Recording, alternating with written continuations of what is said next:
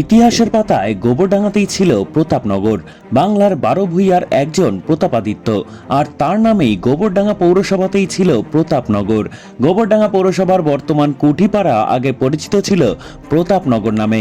ইতিহাস ঘাটলে দেখা যায় ইছাপুরের জমিদার রাঘব সিদ্ধান্ত বাগিশকে বশে আনার জন্য গোবরডাঙ্গার বর্তমান কুঠিপাড়া, যার আগে নাম ছিল প্রতাপনগর, সেখানে ছাউনি বিস্তার করেন প্রতাপাদিত্য।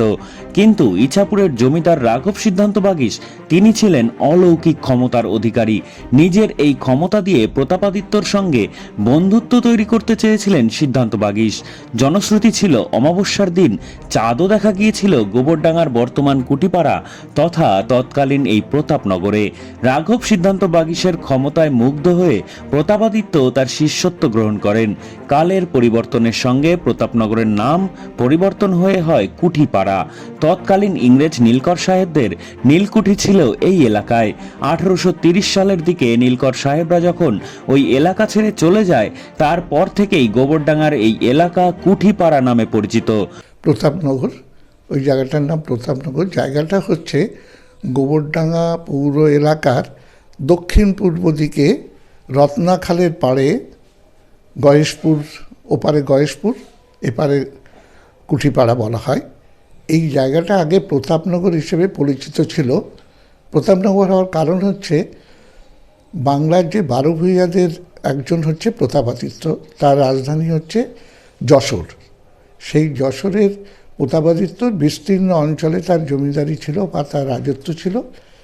ইছাপুরের জমিদার রাঘব সিদ্ধান্ত বাগিশ প্রতাপাদিত্যকে ঠিকমতো কর দিতেন না বা প্রতাপাদিত্যের সেই আধিপত্য ঠিকভাবে স্বীকার করেননি বলে প্রতাপ অনেকটা রুষ্ট হয়ে এই রাঘব সিদ্ধান্ত বাগিশকে বশে আনবার জন্য এই প্রতাপনগরে এসে ছাউনি বিস্তার করে। রাঘব সিদ্ধান্ত বাগিশ অত্যন্ত প্রাজ্ঞ মানুষ। তিনি অনেক অলৌকিক শক্তির অধিকারী ছিলেন বলে জনশ্রুতি। তিনি প্রতিদিন গঙ্গা স্নান করতে যেতেন এবং সেখান থেকে ফিরে আসতেন, এরকম নানান ঘটনা তার সম্পর্কে জানা যায়। তিনি দেখেছিলেন যে প্রতাপের সঙ্গে যুদ্ধে জয়লাভ করা যথেষ্ট কঠিন, তাই তিনি খুব তার অলৌকিক শক্তির বলে প্রতাপাদিত্যকে তার বশ্যতা স্বীকার, তার বন্ধুত্বের মতো করে নিয়ে তার কাছে পৌঁছান এবং প্রতাপাদিত্য তার সমস্ত অলৌকিক শক্তির দ্বারা, তিনি নাকি অমাবস্যার দিনে চাঁদও দেখিয়েছেন বলে জনশ্রুতি, সেই সব কারণের জন্যে প্রতাপ তার প্রতি যথেষ্ট শ্রদ্ধাশীল হন, মুগ্ধ হন এবং তার প্রায় শিষ্যত্ব গ্রহণ করেন। সেই থেকে প্রতাপ ওখানে অন্ন গ্রহণ করার জন্য রাঘব সিদ্ধান্ত বাগিশ অনুরোধ করলে প্রতাপ রাজি হয়নি। তিনি বলেন যে আমি তা আমার নিজের রাজত্ব ছাড়া অন্য কোথাও অন্ন গ্রহণ করি না। তখন রাঘব সিদ্ধান্ত বাগিশ ওই ছাউনির জায়গাটা প্রতাপকে তৎক্ষণাৎ লিখিতভাবে দিয়ে দেন যে এইটা আজ থেকে তোমার হলো এবং তোমার নাম অনুযায়ী জায়গাটার নাম হলো প্রতাপনগর। সেই সুবাদে প্রতাপ ওইখানে অন্নগ্রহণ করেন এবং জায়গাটি প্রতাপনগর হিসেবে পরিচিত হয়। এটা 1602 সাল নাগাদ, আনুমানিক 1602 সাল নাগাদ এই ঘটনা ঘটেছিল। প্রতাপনগর জায়গাটা থাকলেও খুব বেশি মানুষ প্রতাপনগর হিসেবে জানে না। জায়গাটা প্রতাপনগরের থেকে কুঠিপাড়া হিসেবেই বেশি পরিচিত। কুঠিপাড়া হিসেবে কারণ হচ্ছে এখানে বেশ কিছু ইংরেজ নীলকর সাহেবরা এখানে নীল চাষ করেছেন। যে জায়গাটার কথা বলা হচ্ছে ওইখানে তাদের নীলকর সাহেবদের চৌবাচ্চা ছিল, সেখানে তাদের কুঠিও ছিল, বাড়িও ছিল, অর্থাৎ সেখানে তারা থাকতেন। সেই কারণের জন্যে পরবর্তীকালে 1830-31 সালের কিছু পরে এরকম সময় তারা যখন নীল চাষ বন্ধ করে দেয়, তারপর থেকে জায়গাটা কুঠিপাড়া হিসেবেই পরিচিত এবং সেই থেকে এখনও পর্যন্ত ওটা কুঠিপাড়া হিসেবে সাধারণ মানুষের কাছে পরিচিত হয়েছে। নীলকর সাহেবদের কুঠি, সেই থেকে কুঠিপাড়া। হ্যাঁ, এখন পর্যন্ত সেটা কুঠিপাড়া হিসেবে পরিচিত। 1830-31 সাল নাগাদ মোটামুটি যখন তিতুমিরের আক্রমণ ইত্যাদি হলো, সেই সময় থেকেই এটা ইংরেজরা এখানে নীলচাঁদ বন্ধ করে দেয়। তারপর থেকেই জায়গাটা কুঠিপাড়া হিসেবে পরিচিত হয়। বললাম চাঁদ দেখানো বলতে প্রতাপ যেহেতু প্রতাপশালী লোক, তার সৈন্য সামন্ত অনেক বেশি, রাঘব সিদ্ধান্ত বাগিশ দেখলেন যে তার পক্ষে প্রতাপের সঙ্গে যুদ্ধ করা মোটেই বুদ্ধিমানের কাজ নয়।